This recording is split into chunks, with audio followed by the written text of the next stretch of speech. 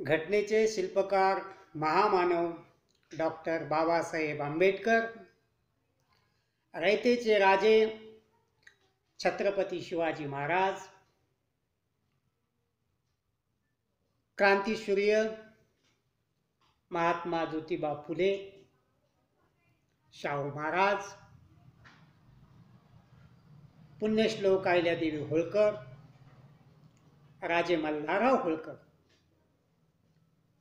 यांना प्रथमतः अभिवादन करतो आणि माझ्या समोर बसलेल्या सर्व समाज बांधवांनो 2019 आलेली आहे आणि देशात आणि महाराष्ट्रामध्ये निवडणुकांचे वारे सुरू झाले आहे आणि राजकीय लोकांचे खूप मोठ्या प्रमाणात पीक आलेले आहे आणि म्हणून जनतेला अनेक प्रलोभनं, अनेक आश्वासनं देण्याचं काम इथल्या राजकीय व्यवस्थेनं सुरू केलेलं आहे आणि ते करावं, याच्यात माझं दुमत नाही आहे. परंतु मित्रांनो, मी तुमच्या समोर याच्यासाठी उभा आहे की निवडणुकीमध्ये उमेदवार निवडत असताना जनतेनं काय लक्षात घेणं महत्त्वाचं आहे या विषयावर मी तुम्हाला काही गोष्टी सांगणार आहे. मित्रांनो, लक्षात घ्या, अनेक वेळेला समाजामधनं असं सांगितलं जातं की 15-20 उमेदवार उभे होते, परंतु एकही लायकीचा वाटला नाही आणि म्हणून आम्ही नोटाला मतदान केलं. मित्रांनो, एक लक्षात घ्या की डॉक्टर बाबासाहेब आंबेडकरांनी जेव्हा या देशाला घटना दिली तेव्हा डॉक्टर बाबासाहेब आंबेडकर असं म्हणाले होते की जर तुम्हाला असं वाटत असेल की डॉक्टर बाबासाहेब आंबेडकर आपल्या सतत सोबत राहावे तर तुम्ही एकच काम करा. काय करा? संविधानाचं संरक्षण करा. आता बऱ्याच लोकांना वाटतं आज डॉक्टर बाबासाहेब आंबेडकर नाहीत. मित्रांनो, लक्षात घ्या, हा तुमचा भ्रम आहे. डॉक्टर बाबासाहेब आंबेडकर शरीरानं जरी आपल्या सोबत नसतील तर त्यांनी मजबूत अशी दिलेली जी राज्यघटना आहे, जे संविधान आहे, तेच आज रोजी आपलं संरक्षण करत आहे. मित्रांनो, आता कित्येक लोकांना असंही वाटतं की घटनेचं संरक्षण करणं म्हणजे राज्याच्या राज्यकर्त्यांनी, इथल्या राजकारणी लोकांनी काही अंशी जरी बरोबर असेल मित्रांनो, परंतु आपल्या सुद्धा हातात काही प्रमाणात आहे, आपण घटनेचं संरक्षण करू शकतो. आता ते कसं? लक्षात घ्या, जेव्हा आपण एखादा उमेदवार इथून निवडून देत असतो, तो उमेदवार हा आपला म्हणजे जनतेचा असला पाहिजे. मुद्दा नंबर 1. आता तुम्ही म्हणाल मग बाकीचे जे उमेदवार असतात, जे 15-20 लोक उभे असतात, ते कोणाचे असतात? है ना, ते उमेदवार जनतेचेच असतात? अजिबात नाही मित्रांनो. लक्षात घ्या, मी बोलत असताना नेहमी असा बोललो की भारतामध्ये जरी लोकशाही असली तरी इथं पक्ष पद्धती आहे आणि पक्ष पद्धतीमध्ये जे तुम्ही पक्षाचे उमेदवार निवडून देता ते उमेदवार जनतेचे नसतात मित्रांनो, ते पक्षाचे प्रतिनिधी असतात. आणि जेव्हा तो तुमच्यापासून निवडून जातो, निवडून देईपर्यंतच तो तुमच्याकडे असतो आणि निवडून दिला की तो जनतेचा प्रतिनिधी नसतो मित्रांनो, तो पक्षाचा प्रतिनिधी असतो. मला नेमकं काय सांगायचं आहे की जेव्हा तो सभागृहामध्ये जातो तो तुमचे प्रश्न मांडू शकत नाही मित्रांनो, कारण त्या पक्षाचा जो अध्यक्ष असतो त्याचंच म्हणणं त्याला मांडावं लागतं. आता अनेक वेळेला सभागृहामध्ये मतदानही होतं, आहे ना. त्या मतदानाला अर्थ आहे का? अजिबात नाही मित्रांनो. कारण पक्षाने आदेश दिलेला असतो की तुम्हाला कोण्या मुद्द्यावर कोणाच्या बाजूने मतदान करायचं आहे. मला अर्थात नेमकं काय सांगायचं आहे की जो पक्षाचा अध्यक्ष असतो तो इथला राजा आहे. पर्यायानं या देशातली संपूर्ण सत्ता ही त्याच्याच हातात आहे, त्या एकाच व्यक्तीच्या हातात आहे मित्रांनो, लक्षात घ्या. आणि म्हणून माझं स्पष्ट मत आहे, जोपर्यंत देशातली पक्षीय पद्धती नष्ट होणार नाही तोपर्यंत या देशात खऱ्या अर्थाने लोकशाही प्रस्थापित होणार नाही आणि घटनेचं संरक्षण होणार नाही. आणि मग हे जर रोखायचं असेल तर त्यासाठी एकच पर्याय आहे मित्रांनो, की तुमच्यामधला प्रतिनिधी तुम्ही दिला पाहिजे. तुमच्यामधला प्रतिनिधी म्हणजे जो अपक्ष आहे, ज्याला कुठलाही पक्ष नाही असा तो तुमचा प्रतिनिधी, त्याला जनतेचा प्रतिनिधी म्हटलं जातं. आणि जनतेचा प्रतिनिधी जेव्हा निवडून जाईल त्यावेळेला मित्रांनो त्याच्यावर कोणाचाच दबाव नसतो, त्याला कोणीही आदेश देऊ शकत नाही. आणि मग तिथं सभागृहामध्ये गेल्याच्या नंतर तुमचे मत, तुमचं म्हणणं, तुमचे प्रश्न तो सभागृहामध्ये ठामपणे मांडू शकतो. आता मला याची पूर्ण कल्पना आहे की त्याला कोणाला तरी पाठिंबा द्यावा लागेल. ज्यानं बहुमत सिद्ध करायले झालंय त्याला पाठिंबा द्यावा लागेल.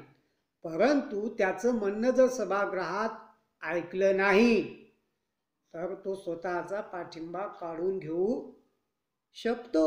आणि म्हणून पक्षावर, तिथल्या ज्या सरकारवर प्रचंड दबाव असतो मित्रांनो. म्हणून त्याची कामं इथल्या व्यवस्थेला करावे लागतात. लक्षात घ्या मला काय सांगायचं आहे. आणि म्हणून जे काही अपक्ष उमेदवार असतील त्याच्यामध्ये जो काही तुम्हाला योग्य वाटतो त्याला मतदान करा मित्रांनो. पहा, भारतातली व्यवस्था सुधारल्याशिवाय राहणार नाही. परिस्थिती कशी आहे, घटना काय सांगते आपली, की जेव्हा हे सगळे उमेदवार निवडून जातात, समजा आता उदाहरणार्थ महाराष्ट्रामध्ये सगळे आमदार निवडून गेल्याच्या नंतर मुख्यमंत्र्याची पद्धत कशी आहे की तिथे परत मुख्यमंत्री कोणाला व्हायचा आहे त्यांना अर्ज करायचा असतो, अर्ज भरायचा असतो आणि नंतर मतदान होतं आणि त्याच्यावर मुख्यमंत्री होतो. परंतु आज रोजी तसं घडतं का? नाही घडत मित्रांनो. कारण ज्या पक्षाचे बहुतांश लोक बहुमतानं निवडून आलेले असतात तो त्याची सत्ता प्रस्थापित करतो आणि त्या पक्षाचा जो कोणी अध्यक्ष असेल तोच ठरवतो की मुख्यमंत्री कोणाला करायचा आहे. आणि त्या पक्षाचे जे काही प्रतिनिधी असतात ते जर पक्षाच्या विरोधात गेले तर काय घडतं हे तुम्हाला वेगळं सांगायची गरज नाही. कारण ते पक्षाचा व्हीप काढून त्याला घरी बसवतात. आलं का लक्षात? मला नेमकं मित्रांनो तुम्हाला हे सांगायचं आहे की जोपर्यंत तुम्ही तुमचा प्रतिनिधी विधानसभा किंवा लोकसभेमध्ये पाठवणार नाही तोपर्यंत तुमचे प्रश्न सुटू शकणार नाही. हे मी तुम्हाला ठामपणे सांगू शकतो. कारण तुम्ही ज्याला निवडून देताय, ज्या पक्षाच्या उमेदवाराला निवडून देताय, तो कितीही चांगला का असत नाही परंतु त्याच्या हातात काहीच नसतं मित्रांनो. तो फक्त कटबाहुला आहे. लक्षात घ्या. बाहुला माहिती आहे ना तुम्हाला, एक निर्जीव बाहुले असतात पण त्याच्या हातामध्ये त्याला दोरी लावलेली असते, एक दोरा लावलेला असतो आणि एक माणूस त्यांना नाचवत असतो. गारुड्याचा खेळ आहे तो, आहे ना. तर जो ती दोरी हलवत असतो है ना, त्याच्या मनावर आहे तो कसा नाचवायचा ते. आलं लक्षात? आणि म्हणून मी तुम्हाला स्पष्ट सांगतोय की येणाऱ्या निवडणुकामध्ये लोकसभा असेल, विधानसभा असेल, याच्यामध्ये विचार करा मित्रांनो की तुमचा प्रतिनिधी विधानसभा किंवा लोकसभेत गेला पाहिजे. आता कित्येक लोकांना वाटतं अपक्ष उमेदवार निवडून दिल्यावर काहीच उपयोग नाही, त्याच्याकडनं काय काम होणार आहे. कारण पक्षाच्या हातात सत्ता आहे, त्यांचं सरकार असणार आहे, मग याला कोण विचारणार आहे? नाही मित्रांनो, लक्षात घ्या. पक्षाला सुद्धा बहुमत लागत असतं आणि जर तुम्ही असे 5-10 जर लोक महाराष्ट्रातून अपक्ष गेले तर प्रचंड दबाव म्हणजे ते सरकारच कोसळू शकतं, लक्षात घ्या. आणि म्हणून या अपक्षाचं म्हणणं त्या सरकारला ऐकावंच लागतं. आणि एक दिवस हळूहळू हळूहळू जेव्हा अपक्षाची संख्या वाढेल मित्रांनो, त्यावेळेला एकट्या कोणाच्याच हातात असणार नाही. तिथं खऱ्या अर्थानं मंथन होईल, खऱ्या अर्थानं चर्चा होईल. आणि चर्चेअंती जेव्हा निर्णय घेतले जातील तेव्हा ते निर्णय योग्य असतील मित्रांनो, लक्षात घ्या.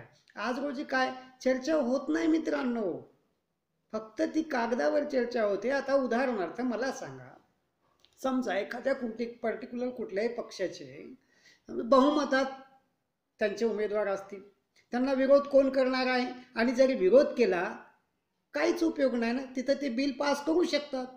आलं लक्षात? मग ते बिल कुठलंही समाजाच्या फायद्यातलं असेल किंवा समाजाचं नुकसान करणारा असेल तरी ते करू शकतात. आणि म्हणून मला तुम्हाला एवढंच सांगायचं आहे मित्रांनो, लक्षात घ्या, उमेदवार निवडून देत असताना तुम्ही मात्र जो अपक्ष उमेदवार, अनेक अपक्ष उमेदवार उभे असतात आणि त्याच्यामध्ये जे तुम्हाला योग्य उमेदवार वाटतो त्याला मतदान करा मित्रांनो. त्याला जेव्हा तुम्ही निवडून द्याल तर तुमचे प्रश्न तो 100% मार्गी लावू शकतो. लक्षात घ्या, हे तुम्ही करून पहा आणि फरक तुमच्या लगेच लक्षात येऊ शकतो मित्रांनो.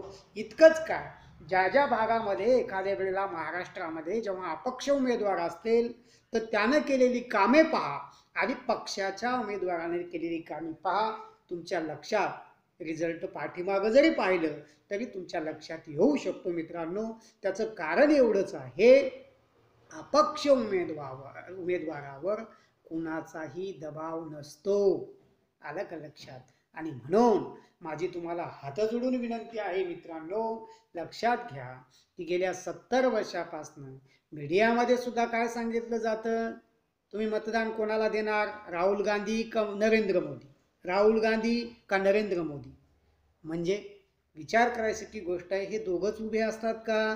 नाही ना. जवळपास जर तुम्ही कुठल्याही मतदारसंघाचा विचार केला तर त्या मतदारसंघामध्ये साधारणतः 20 ते 22 लोक उभे असतात. आणि मग इथली व्यवस्था विचारते का, मीडिया सुद्धा काय विचारतो, तुमचं मत कोणाला, राहुल गांधीला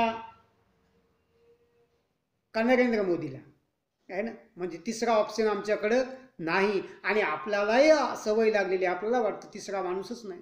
मित्रांनो तसं नाही, तुमचे स्वतःचे प्रतिनिधी उभे असतात, त्यांना तुम्ही मदत करा. आणि विधानसभा आणि लोकसभेमध्ये जेव्हा तुम्ही त्यांना पाठवाल तर 100% हळूहळू तुमची कामं होऊ शकतात. हे माझं स्पष्ट मत आहे. आणि एवढं मी बोलतो आणि माझे 2 शब्द संपवितो. जय हिंद, जय महाराष्ट्र, जय भीम, जय मल्हार.